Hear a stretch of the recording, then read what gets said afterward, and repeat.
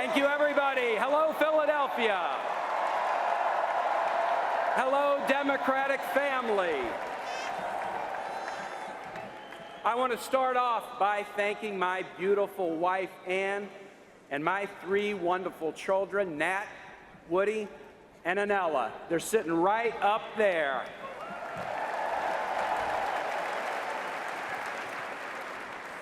You know, my son Nat deployed with his Marine battalion just 2 days ago. He deployed overseas to protect and defend the very NATO allies that Donald Trump says he now wants to abandon. Semper Fi, Nat. Semper Fi.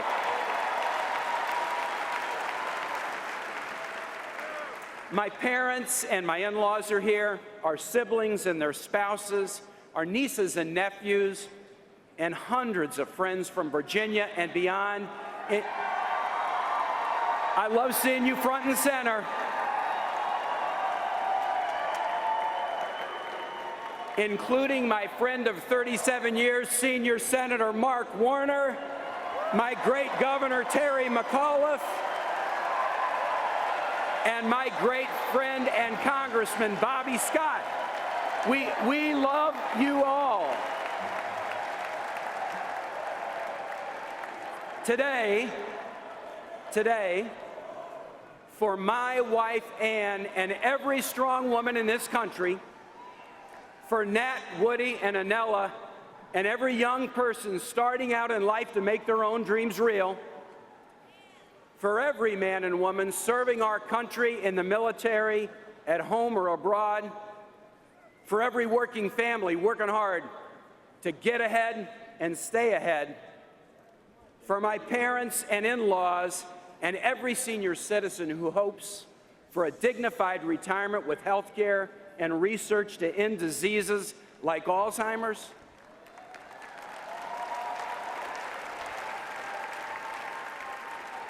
for every American who wants our country to be a beloved community where people aren't demeaned because of who they are, but rather respected for their contributions to this nation, and for all of us who know that the brightest future for our country is the one that we build together, and for my friend Hillary Clinton, I humbly accept my party's nomination to be Vice President of the United States. Thank you.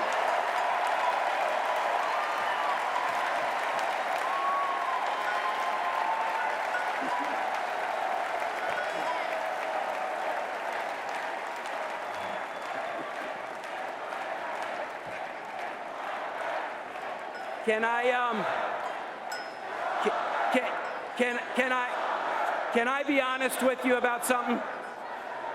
Can I be honest with you about something? I never expected to be here, but let me tell you how it happened. I was born in Minnesota and grew up in Kansas City.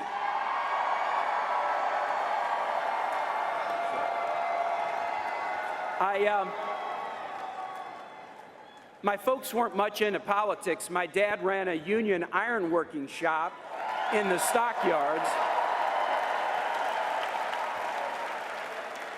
And my mom was his best salesman. My 2 brothers and I pitched in to work during summers and weekends. And you know, that's how small family businesses do it. My parents, Al and Kathy, here tonight and going strong, they taught me about hard work and about kindness, and most especially about faith. I went to a Jesuit boys' high school, Rockhurst High School. Wow, that's a big line for the Jesuits. Now we had a motto in my school, men for others. And it was there that my faith became something vital, my North Star for orienting my life. And when I left high school, I knew that I wanted to battle for social justice. Like so many of you. like so many of you. That's why I took a year off from law school to volunteer with Jesuit missionaries in Honduras. I taught kids how to be welders and carpenters. Y allá aprendí los valores del pueblo, fe y familia y trabajo, faith, family, and work. Faith, family, and work. Los mismos valores de la comunidad latina aquí en nuestro país. Somos americanos todos. Somos americanos todos. And let me tell you what really struck me there. I got a first-hand look at a different system, a dictatorship where a few people at the top had all the power and everybody else got left out. Now that convinced me that we've got to advance opportunity for everybody, no matter where you come from, how much money you have, what you look like, how you worship, or who you love.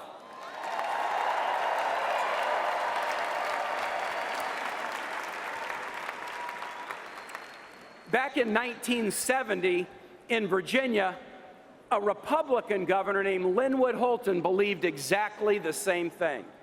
He integrated Virginia's public schools so that black and white kids could finally learn together, and then the family enrolled their own kids, including his daughter Anne, in those integrated inner-city schools. Many years later, Anne went off to college, and she brought those lessons from that pivotal time with her. And then one day, in a study group, she met this goofy guy who had been off teaching kids in Honduras.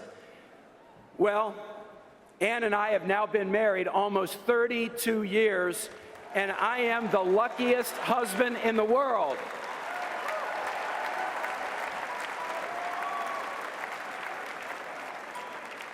You know, let me tell you something. Ann's parents, Lynn and Jinx, are here today, 90 plus and going strong. 90 plus and going strong. Linwood Holton, he's still a Republican, but he's voting for an awful lot of Democrats these days. An awful lot of Democrats. And here's why. He's voting for Democrats because any party that would nominate Donald Trump for president has moved too far away from his party of Lincoln. And I tell you, if any of you are looking for that party of Lincoln, we've got a home for you right here in the Democratic Party.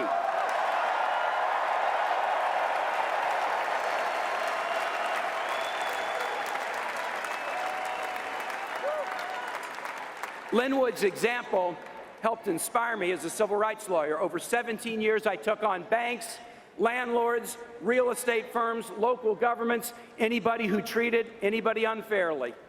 I had a 6-year case against an insurance company that was discriminating against minority neighborhoods all across the United States in issuing homeowners insurance. Folks, Democratic friends, these are the battles that I have fought my entire life.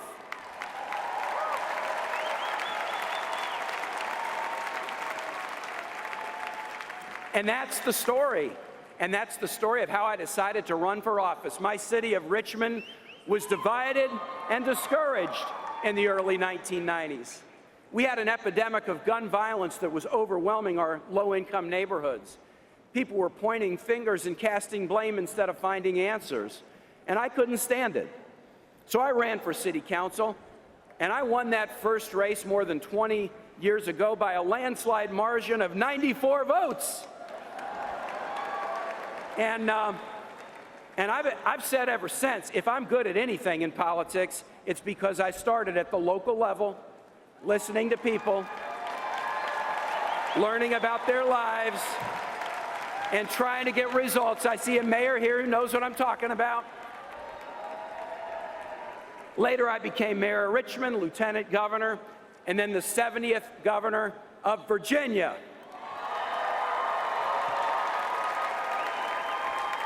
Now, I was a hard times governor. I had to steer my state through the deepest recession since the 1930s. But hey, tough times don't last, and tough people do. And can I tell you that Virginians are tough people? We are tough people. And we're smart too. We achieved national recognition for our work. Best managed state, best state for business, best state for a child to be raised, low unemployment, high median income. We shed tears along the way. We shed tears especially together in the days after that horrible mass shooting at Virginia Tech that killed 32 people, from beautiful 19-year-old students to 70-plus-year-old Romanian-born Holocaust survivors. And we shed tears and held each other up, but afterwards we rolled up our sleeves and we fixed a loophole in the background record check system so that we could make our Commonwealth safer. And we got to do that in the nation.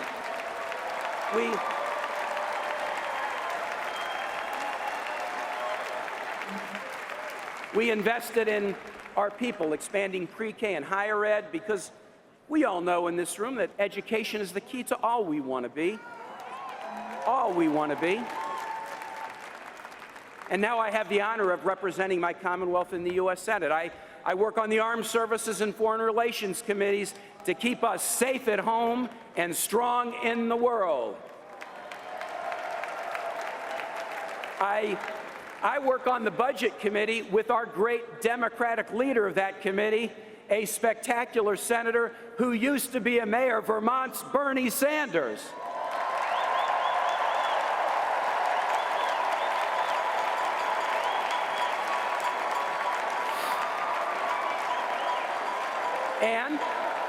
And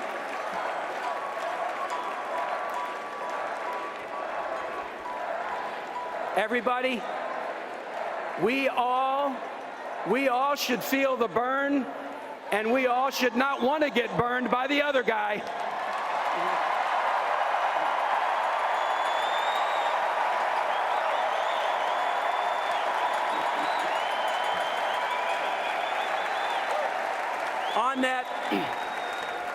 On that Budget Committee under Bernie's leadership, we fight for investments in education, healthcare, research, transportation, and I also serve on the Aging Committee to make sure that seniors like my folks have a secure retirement and don't get targeted by rip-off artists who will scam them out of their savings or overcharge them for prescription drugs. Can I tell you a funny thing about the Senate? Can I tell you a funny thing about the Senate? That sounds like a yes. I spend a lot of time with Republican senators who, once they have made sure that nobody is listening, will tell you how fantastic a senator that Hillary Clinton was.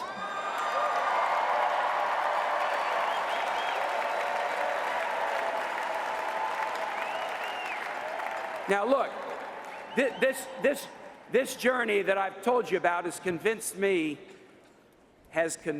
over and over again that God has created in our country a beautiful and rich tapestry, an incredible cultural diversity that succeeds when we embrace everybody in love and battle back against the forces, the dark forces of division. We're all neighbors, and we must love our neighbors as ourselves. Now, Hillary Clinton and I are compañeros de alma. And we share this basic belief. It's simple. Do all the good you can and serve one another. Pretty simple. Pretty simple. That's what I'm about. That's what you're about. That's what Bernie Sanders is about. That's what Joe and Jill Biden are about. That's what Barack and Michelle Obama are about. And that's what Hillary Clinton is about.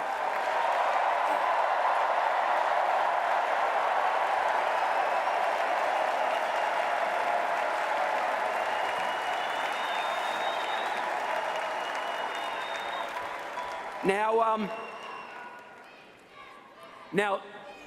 si se puede, si se puede, si se puede.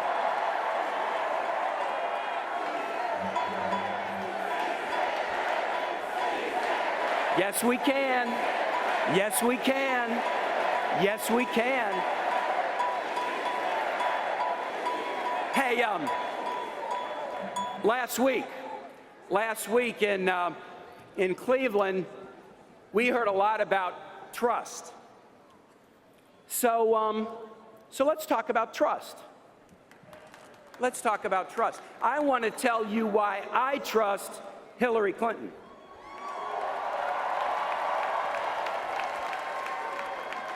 First, she's consistent.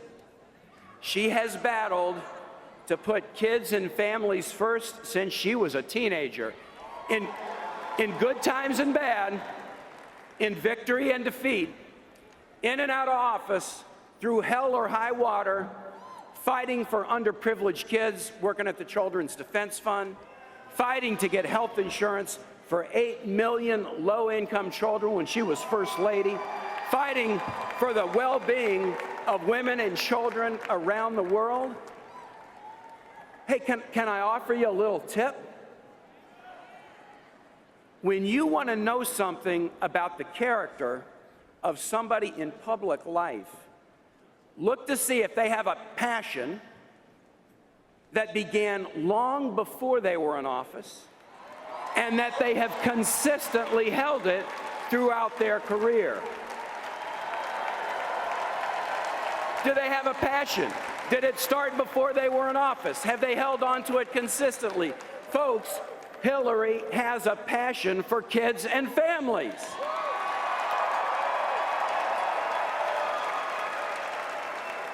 Donald Trump has a passion too. It's himself. And with Hillary, it's not just words, it's accomplishments. She delivers. As senator, after 9/11, I got my New Yorkers right here and my Virginians right here. She battled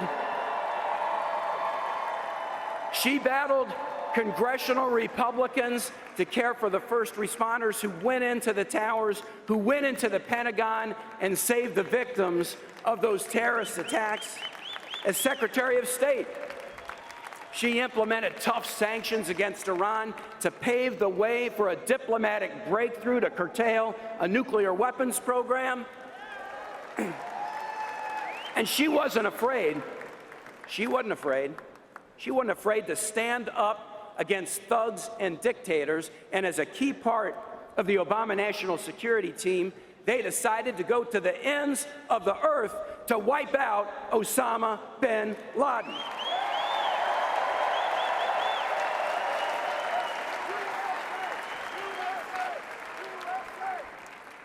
Hey, do y'all remember Carla, the little girl that we heard from on Monday night, who was worried that her parents would be deported? Carla said she trusts Hillary to keep them together. And do you remember the mothers of the movement last night? They said they trust Hillary to keep other mothers, sons, and daughters safe. And on a personal level, as he's serving our nation abroad, I trust Hillary Clinton with our son's life.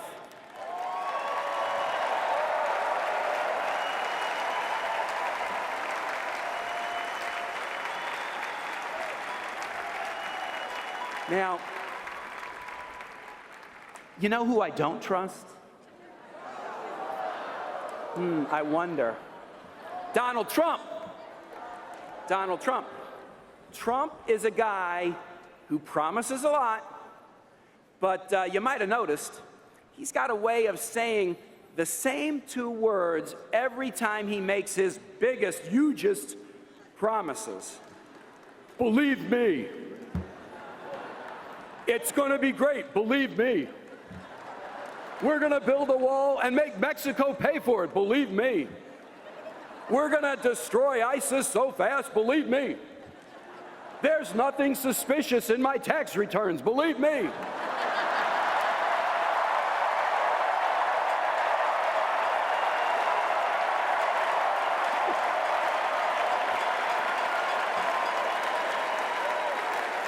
By the way, does anybody in this massive auditorium believe that Donald Trump's been paying his fair share of taxes?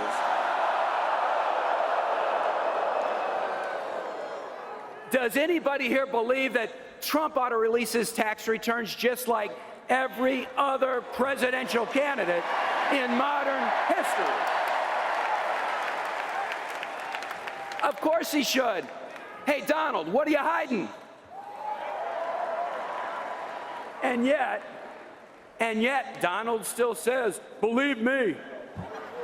Believe me. Believe me? Believe me? I mean, here's the thing. Most people, when they run for president, they don't just say, believe me. They respect you enough to tell you how they will get things done. I mean, that's what most people who run for president do.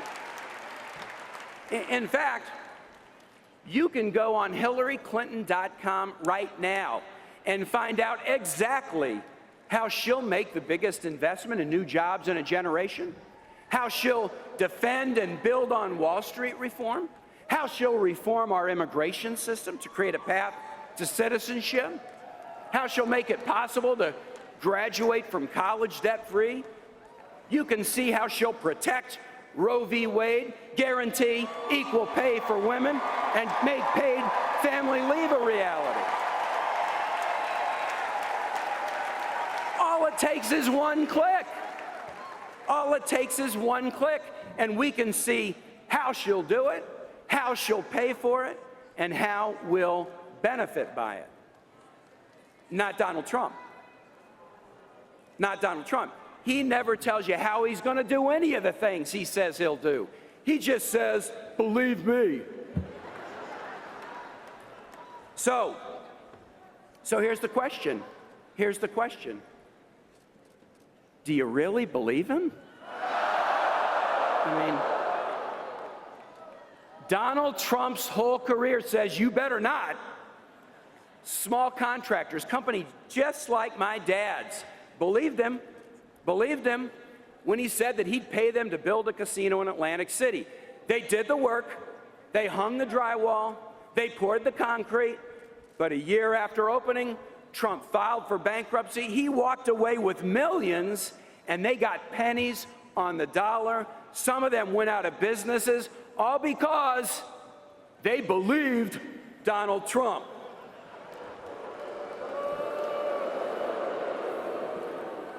Retirees and families in Florida, they believed Donald Trump when he said that he'd build them some condos, thousands of them. They paid their deposits, but the condos, they were never built. He just pocketed their money and walked away. They lost tens of thousands of dollars, all because they believed Donald Trump. Charity after charity believed Donald Trump when he said he would contribute to them. And thousands of Trump University students believed Donald Trump when he said he would help them succeed. They got stiffed. He says, believe me. Well, his creditors, his contractors, his laid-off employees, and his ripped-off students did just that, and they all got hurt. Folks, you cannot believe one word that comes out of Donald Trump's mouth. Not one word. Not one word. Not one word.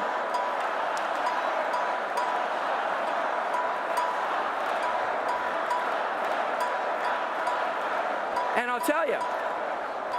I'll tell you, to me, it just seems like our nation It is just too great to put it in the hands of a slick-talking, empty-promising, self-promoting, one-man wrecking crew.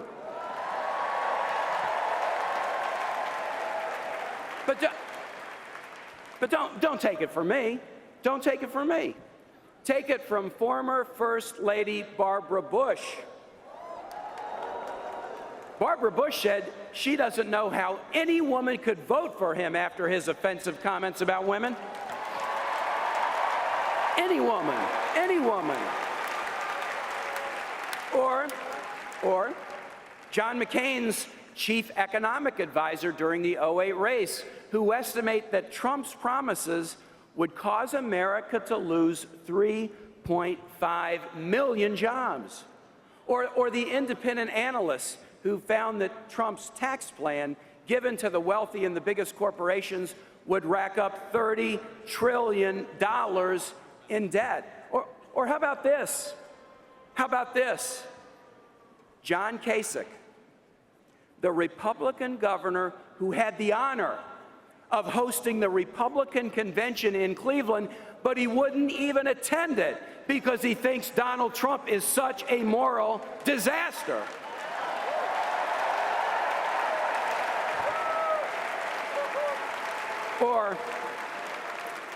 Or take it from the guy who co-wrote Donald Trump's autobiography. Here's what he said about Trump, quote, "Lying is second nature to him." So do you believe him? I don't know. How about on this side? Do you guys believe him? I mean, do you guys believe him? Is there anyone in this building who believes him?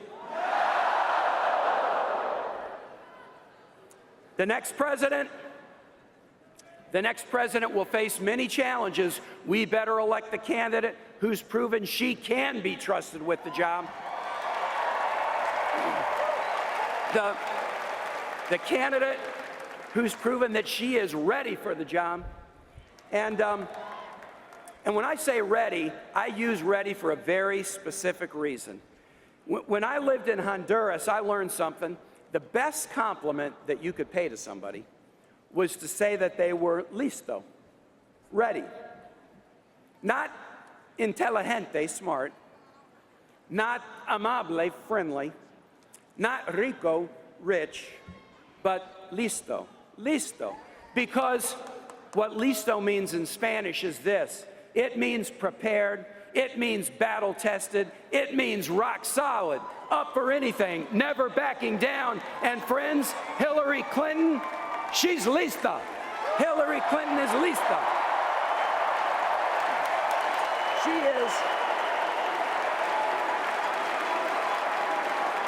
She is ready. She is ready. She's ready because of her faith. She's ready because of her heart. She's ready because of her experience, and she's ready because she knows that in America we are stronger when we are together. My fellow Democrats, this week we start the next chapter in our great and proud story. Thomas declared all men were equal, and Abigail remembered the women. Woodrow brokered the peace, and Eleanor broke down the barriers. Jack told us what to ask, and Lyndon answered the call. Martin had a dream, and Cesar y Dolores said, "Si se puede," and Harvey gave his life. Bill built a bridge into the 21st century, and Barack gave us hope. And now Hillary is ready. She's ready to fight. She's ready to win, and she is ready to lead. God bless all of you. On to victory, and thank you, Philadelphia.